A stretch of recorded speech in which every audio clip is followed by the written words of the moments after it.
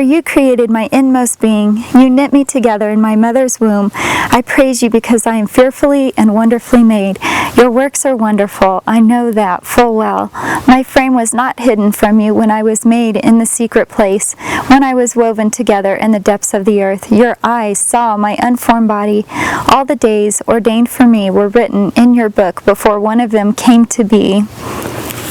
I think most of us know this Psalm of David in Psalm 139. Hi, my name is Stephanie Brown, and I would like to encourage you, if you are considering whether or not to become part of protecting the unborn and being involved in the pro-life movement, I'd like to share with you my testimony and the grace of God.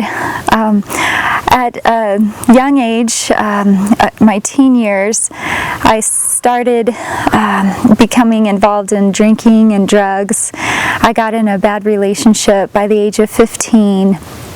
And it was an abusive relationship, and the drinking and drugs from this older man were just part of this dark world that I experienced. And by the time I turned 16, I became pregnant by this man, and I had to make a decision.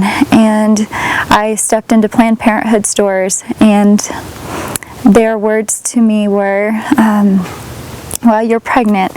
What are you going to do? Abortion is an option, and we would encourage you to get one because you are so young. And so I did, and they knew how old my boyfriend was and didn't report that as statutory rape, but I continued to stay in that relationship for several years after that.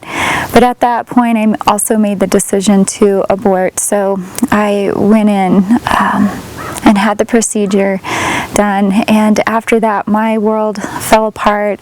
It became very dark, and this man introduced me to some harder drugs, and I became anorexic and suicidal almost, except I was too fearful to die.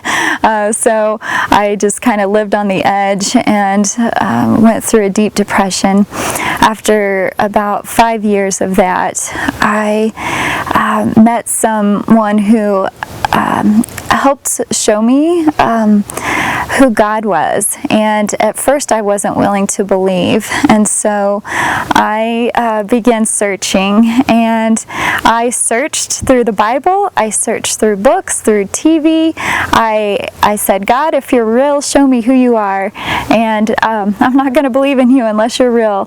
And wow, he showed me who he was. He has showed up through answering prayer, and ultimately through his word. I just knew if there was a God, it was the God of the Bible. Everything else I knew was man-made, but the God of the Bible had truth, it had history, it had everything that applied to who we are as created in God's image. And the only thing that I was afraid of was when I was going to hell, and that a God couldn't forgive someone like me. So then I came to this place of fear, but I needed to go through that to understand why Jesus came, that he suffered and died for all, including me, who did the worst of sins, is how I felt, and I understood that that's why Jesus suffered.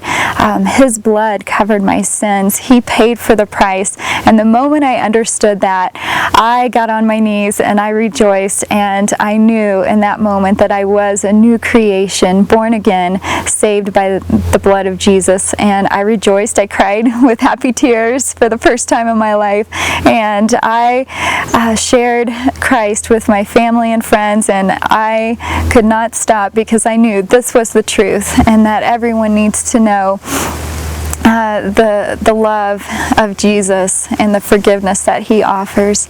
If we choose to remain silent, we have still spoken. We will be held accountable. In Deuteronomy 32:39, God says, I am the giver and taker of life. Since Roe-v-wade, nearly 75 million lives have been stolen. those lives, God had a plan and purpose for them. I want to encourage you, if you haven't already, to get involved. Pray, ask God where you can serve. Vote yes on Amendment 62, which validates the preborn as human beings. Sign the Personhood Amendment. This is not just a political issue. God has given us the responsibility to protect His children, to honor His image in whom we are all created in. Thank you, and God bless.